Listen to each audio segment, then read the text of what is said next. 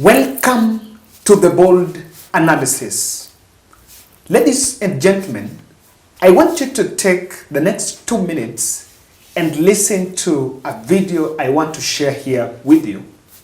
This is a video of Uhuru Kenyatta addressing the church, members of a church, actually during a celebration of the elderly. And the master of ceremony there was someone, a media personality and an evangelist from Mount Kenya known as Muthee Kiengei. I know most of people from Mount Kenya know Muthee Kiengei. And in that address, there are things Uhuru said, and even the virtue of him addressing Mountaineers, maybe through such platforms.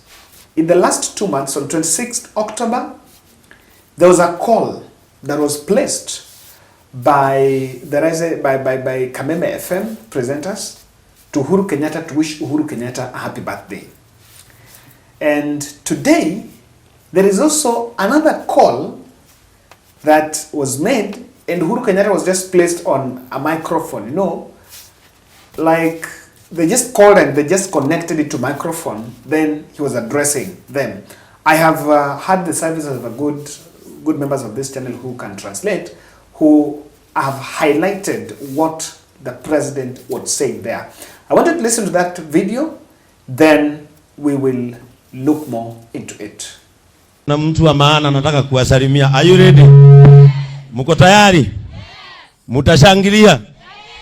Kabisa? Mutashangilia?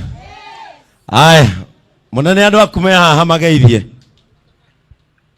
Murega andu a Ruiru.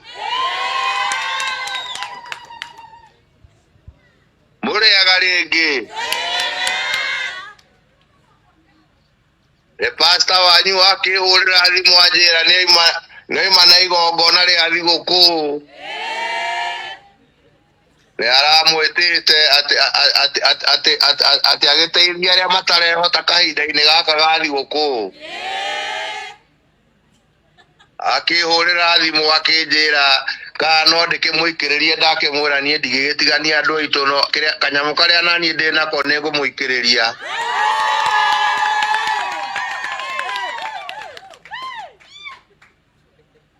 Akimwĩra nĩngũmũcarĩria mirioni 1 nĩgetha ũkĩgũre mĩtu.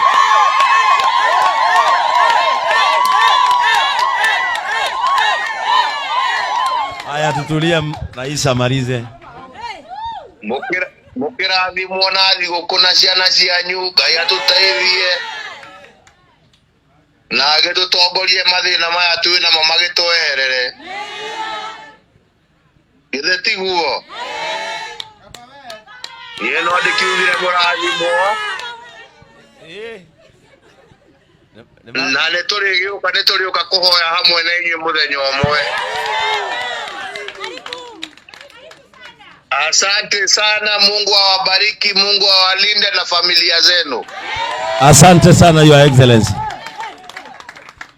Asante. Wapi nduru ya Uhuru Muigai Kenyatta? Wow.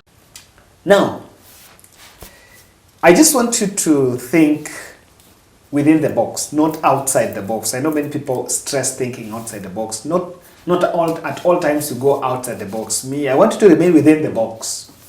And ask yourself a question.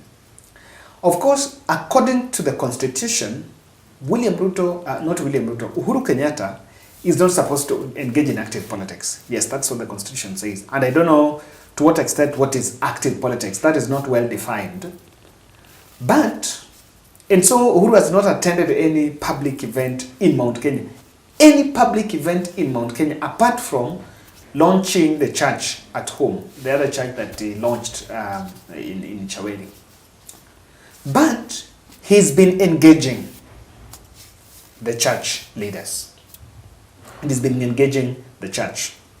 So number one, there was that, there was the call, radio, and they spoke to, by then it created a picture of a man that you just longed to talk to.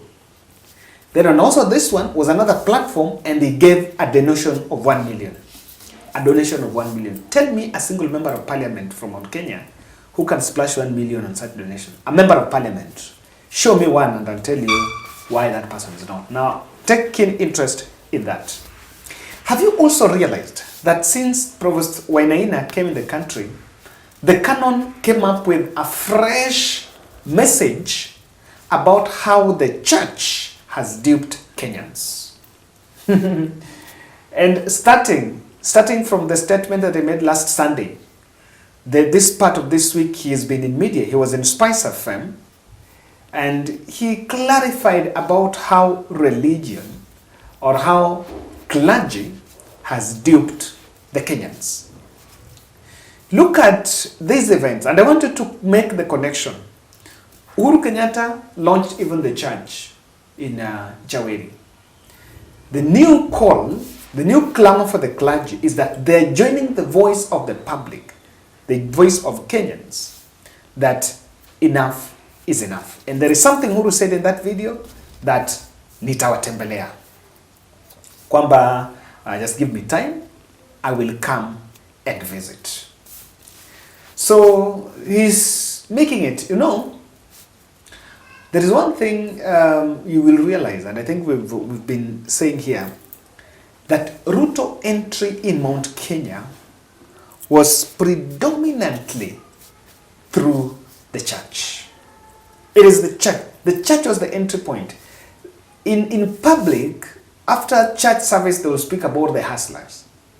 But while they were in church, they were to pray and invoke the spiritual kingdom and galvanize people along the spiritual lines, along the church lines. So on this one, he's made an effort. Now, do you realize that the team, the Dindi Nyoros, the Kimani Ichun'gwa, the Rigathi Gachagwas, these fellows, Uhuru Kenyatta has caught them off guard. And they are torn between, do I attack Uhuru or do I, you know, for long, for better part of this year, the enemy has been Uhuru and Raila. And because Raila was an enemy because of the mass action. But now as the year ends, the person that has been countering, facing Kenya Kwanza head on, is one man, Uhuru Kenyatta. So in this podcast, I want to explain why Uhuru Masterpiece is sweeping Nyoro, Dindi Nyoro, Kimani Ichun'gwa, and Rigathi in the mountain. The first casualties that will fall on Ruto rebellion are actually the crop of leaders that went to the mountain. Those who believe they are the ones that campaigned for William Ruto. That is the first line. Those will be the first casualties. Because they portray as the ones who took Ruto there. So they owe the public a statement on it. Number one,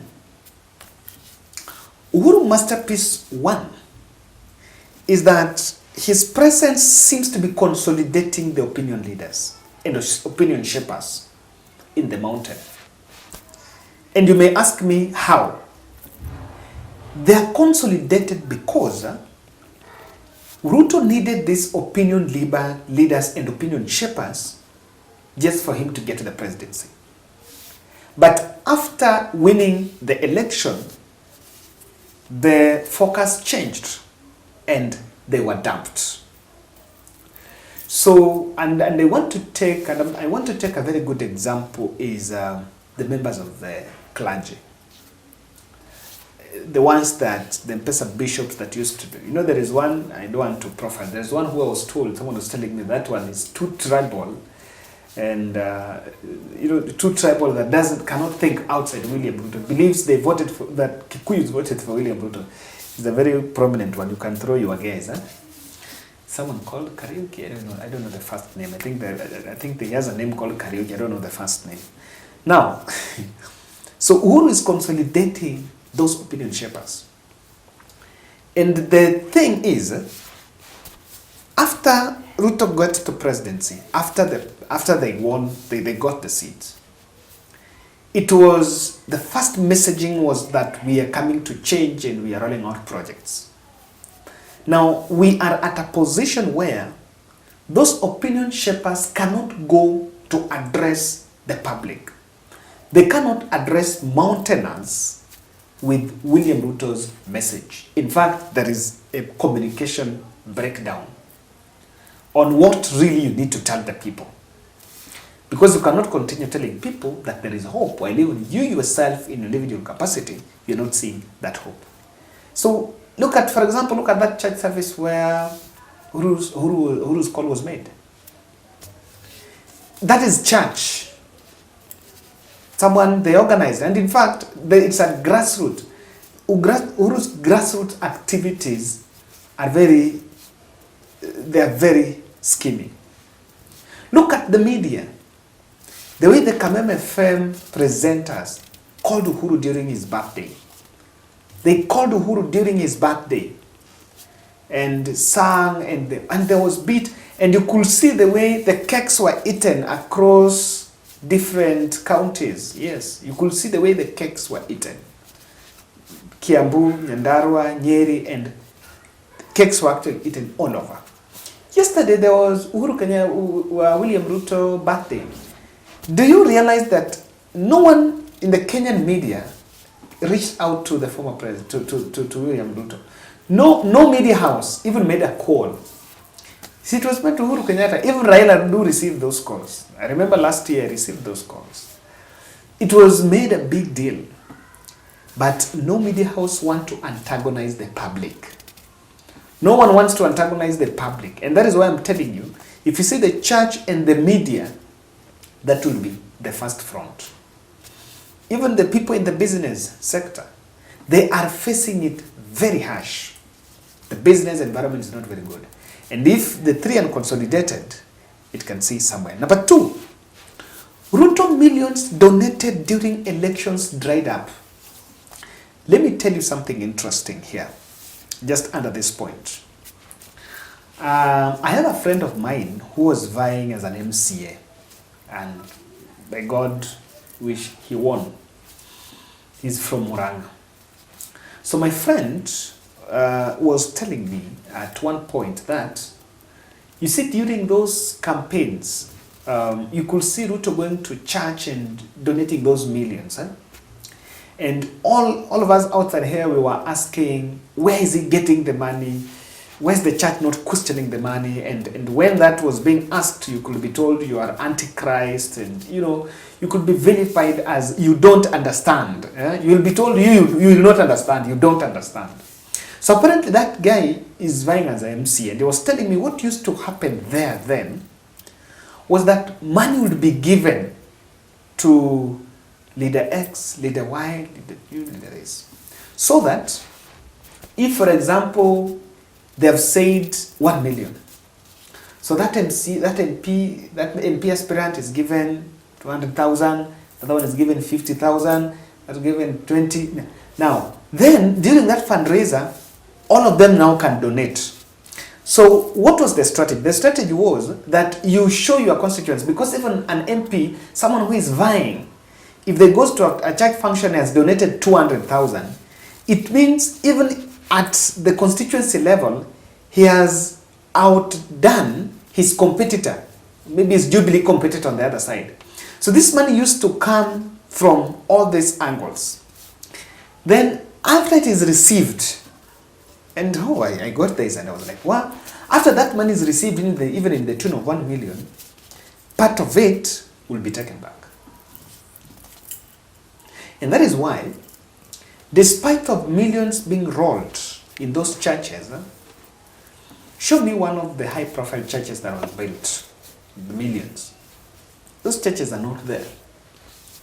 So you would wonder why, within one Sunday, 5 million that church, 3 million that church, the other church 2 million. And you wonder, how is that?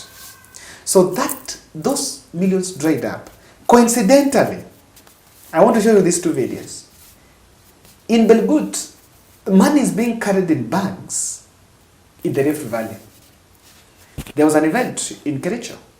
Belgut MP Nelson Koech This is Nelson Koech carrying money, grand prize. I think it was the prize to be given to the winner there. It was given. Recently in Baringo, when William Ruto attended the Kimalel or something there,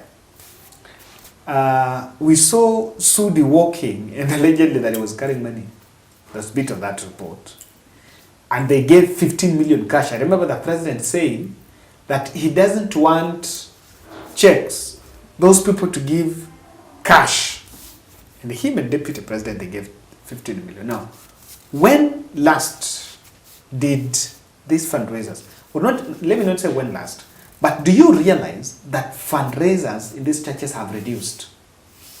Nowadays, it's normally church service, the fundraisers that used to happen there. In those fundraisers, it is what was used to lift and would wink the young people. Now that money dried up. And without that money, the new crop of leaders in Mount Kenya do not have a voice, because not that they had something, they were just dishing out money. Number 3, the third masterpiece why Uhuru is getting his way and is sweeping the Nyoros, Kimani and Rigathis is because of the one-man approach, the Uhuru Kenyatta approach in the mountain. What am I saying? That, you see, when he was going to inspect that dam, he didn't go with Raila Odinga. He didn't go with Martha Karua. He didn't go with Kalonzo Musyoka. Let's say the bitter truth that many of us don't want to accept. Uhuru venom in Mount Kenya thrived in his attachment with Raila Odinga. And if you are keen on messaging, you will understand that Uhuru did not go to Mount Kenya with Raila any single day to campaign. They never went. And when these fellows were campaigning, they were taking more time attacking Raila. As in, attacking Uhuru was very potent because they would attack with Raila. You know, the Raila to break a bond. With Raila is, you would punch Raila. So if Uhuru was to go to Mount Kenya and whatever he's doing and make calls, for example, I want to assume that maybe that call makes that call, then the next one he calls Raila. I'm telling you, if Uhuru was to go to attend a church service in Mount Kenya and go there with Raila, they will not attack Uhuru, they will attack Raila. They will attack Uhuru for going with Raila, because then Raila is disturbing Ruto. That's it. You even realize during the Ukambani event, the church service that Uhuru went to in Kitui, he went there alone and was invited by Kalonzo. He did not go with the Raila team. He did go with Raila or Kalonzo or Jeremiah Kioni. That has helped, because the Mount Kenyans are supposed then to judge Uhuru Kenyatta as Uhuru. And that is one person saying there is a leader. You know, he was judged harshly, and even his legacy was judged harshly simply because of that handshake. What we say. But if Uhuru goes to mountain himself, you know, ask me, I would wait. Someone will challenge me. Is Uhuru not a mountainer? Is he not from the Mount Kenya? So he can go. Yes, he might not go to other areas, but he can go to Mount Kenya. He's born there. That is his place. So the strategy of going as Uhuru Kenyatta is a masterpiece. I want to believe that Uhuru should not even attend any Jubilee activation. No. If you want to go talk to the people as Uhuru. And that brings the one-man show. Number 4, the hostility has pushed the Ruto Mount Kenya caucus, UDA caucus, away from the hustlers. Hostility. And that hostility is because of so many things.